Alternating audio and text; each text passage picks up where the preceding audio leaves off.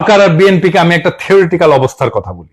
Professor Yunus যদি জাতির উদ্দেশ্যে ভাষণ দেন আর ওইখানে যদি বলেন আমি একটা ভালো নির্বাচন দিতে চাইছিলাম প্রয়োজনীয় সংস্কারের পরে, আমি তারিখও বলছি সামনের বছরের জানুয়ারি থেকে জুনের মধ্যে, যেন পরবর্তী সরকার ভালোভাবে দেশ চালাইতে পারে, সংস্কারটা সম্পূর্ণ হয়, রাষ্ট্রটা গড়ে ওঠে। কিন্তু ভারত সেনাপ্রধান এবং বিএনপি যৌথভাবে ডিসেম্বরের আগেই নির্বাচন চায়। আমি যেহেতু এর আগে করতে পারবো না, নির্বাচন দিতে প্রস্তুত হইতে পারবো না, আমি বিএনপি আর সেনাপ্রধানকে আর একটা তত্ত্বাবধায়ক সরকার গঠন করতে আহ্বান জানাই। আমরা তাদের কাছে ক্ষমতা দিয়া আমাদের কাছে চলে যাব। প্রফেসর ইউনূসের নিয়োগ দেওয়া সবাই যদি একসাথে পদত্যাগ করে চলে যায়, নির্বাচন প্রধান, নির্বাচন কমিশনার, নির্বাচন কমিশনাররা সহ, আপনারা সামলাইতে পারবেন?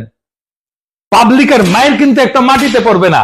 এরপর যদি জামাত আর এনসিপি নির্বাচনে না আসে কেমন হবে? নিজেরাই হাসিনা যেরকম হাত মারার নির্বাচন করেছিল ওরকম হাত মারার নির্বাচন করতে হবে। আপনারা ডিসেম্বর কেন, এই মাসে নির্বাচন করে ফেলেন, দেরি হলে লেট হয়ে যাবে। নেন ক্ষমতা, নেন, এতই শখ নেন, নিজেরাই নেন।